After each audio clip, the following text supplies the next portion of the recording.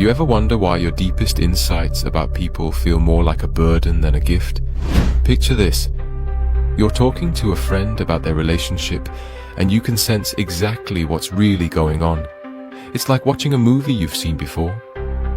But when you point it out, they say you're reading too much into things. Or you walk into a room and immediately feel the tension nobody's talking about. But you've learned to keep quiet because last time you mentioned it, people looked at you like you were from another planet. If any of these sound familiar, you've come to the right place. You are what Carl Jung called an introverted intuitive. And today, we're diving into why your greatest gift has become your greatest curse. I've researched Jung's original insights and distilled them into a clear roadmap. By the end of this video, you'll understand the psychological mechanism behind this struggle, why it happens, and most importantly, how to transform this curse back into the powerful gift it was meant to be. You'll learn to bridge your inner wisdom without impact, ground your visions in practical reality, and step into your role as what Jung called an essential visionary. Jung literally said that without this type, there would have been no prophets, no visionaries, no one to see the deeper patterns that guide civilization forward. But here's where most people get stuck. They think having this gift should make life easier. So let's start by understanding exactly what this gift really is and why it feels so real to you. It's different from being shy. Shyness is about fear of social judgment. Introversion is more about how do you respond to stimulation, including social stimulation. So here's where it gets interesting. Most people think you're just really intuitive, or maybe a little psychic. But Jung discovered something way more profound than that. You're not making things up, you're not overthinking, and you're definitely not crazy. What you're actually doing is perceiving what Jung called inner objects. These are the psychological forces, emotions, and motivations that exist inside people's minds but aren't visible on the surface, and these feel as solid and real to you as a mountain or river would to someone looking at it with their eyes. Here's the difference. Most people see the world through their 5 senses, what they can touch, hear, see. But you're seeing through what Jung called the unconscious. The part of the mind that people aren't aware of, but that's constantly influencing their thoughts, feelings, and actions. You're picking up on the hidden patterns that drive how people act, patterns that everyone else completely misses. Remember that relationship situation with your friend? You weren't just guessing what was happening. You were actually seeing what Jung called an archetypal pattern. These are like universal templates for human behavior. The same basic stories and dynamics that repeat across all cultures and time periods. Basically, you recognized it was the same fundamental relationship drama that's been playing out between humans for thousands of years, just with different people and details. Here's the thing nobody tells you. You have direct access to what Jung called the collective unconscious. This is like a shared psychological hard drive that contains the fundamental patterns of human experience. The hero's journey, the wise mentor, the transformation cycle. These aren't just stories, they're the actual blueprints that unconsciously guide everyone's behavior. And you can see them playing out in real time. This is why your insights feel like lightning bolts from nowhere. You're not building logical conclusions step by step. You're receiving complete, holistic images from this deeper layer of reality. Jung said it perfectly. You perceive all the background processes of consciousness with almost the same distinctness as others register external objects. Now this is important. This ability isn't random. Jung discovered that you're part of an essential human type. He literally said, had this type not existed, there would have been no prophets in Israel. You're wired to perceive the invisible forces that shape our world. But here's where most people get stuck. They think this gift should make life easier. They expect others to understand their insights immediately. They believe their vision should translate seamlessly into practical success. And that's where the curse begins. Because your greatest strength is about to become your biggest challenge, and we need to understand exactly how that happens. But here's where things get tricky. You'd think having this incredible ability would make life easier, right? Wrong. I'm not going to lie to you. This gift comes with a brutal catch. And most people don't see it coming until they're already trapped. Here's what actually happens.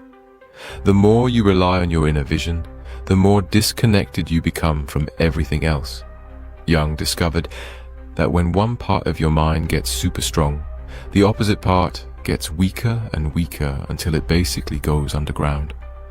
For you, this means while you're getting amazing at reading people and seeing patterns, you're getting terrible at handling the basic practical stuff of life. Jung called this your inferior function, and it's about to become your biggest enemy. Think about it. You can sense exactly what's wrong in someone's relationship, but you can't remember where you put your car keys. You see the big picture solution to a complex problem, but you forget to pay your bills on time. You feel the emotional tension in a room instantly, but you struggle to keep your own physical space organized. This isn't just annoying, it's psychologically dangerous. Because your mind starts to view the practical world as the enemy. You begin to think that paying attention to details, managing schedules, or dealing with physical tasks is somehow beneath you or a waste of your visionary gifts. But here's the thing nobody tells you. When you ignore the practical world long enough, it doesn't just go away. It comes back to bite you hard.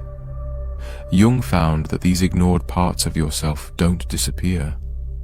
They build up pressure in your unconscious until they explode back into your life in really unhealthy ways.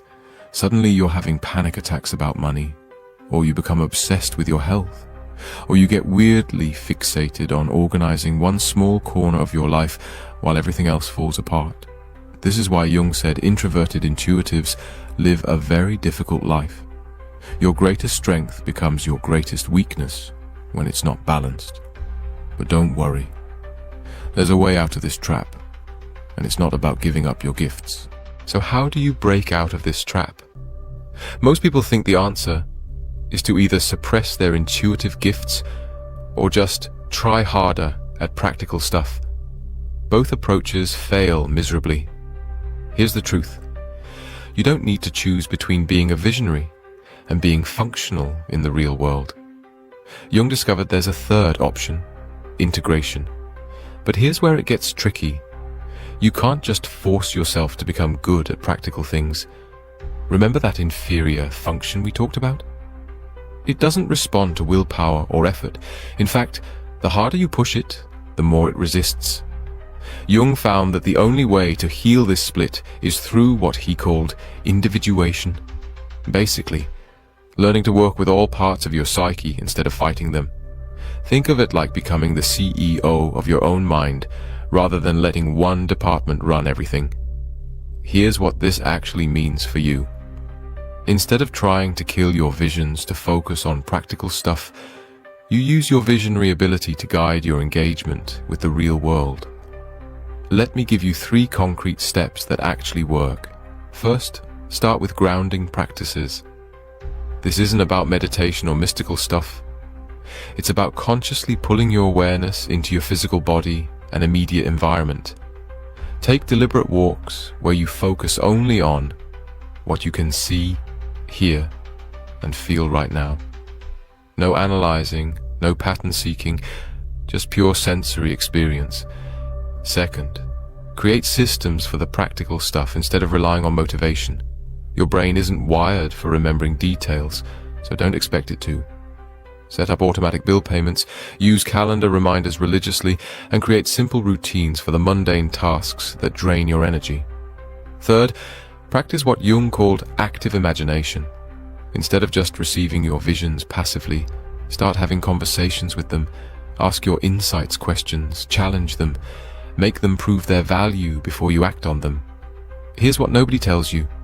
When you stop fighting the practical world and start building bridges to it, your visionary gifts actually get stronger, not weaker.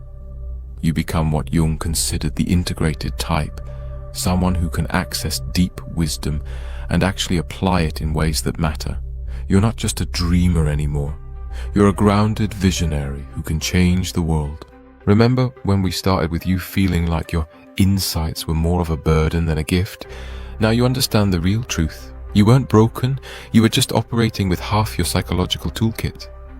Integration, just like becoming whole, isn't about perfection or constant improvement, but rather about dedication to the process of working with all parts of yourself.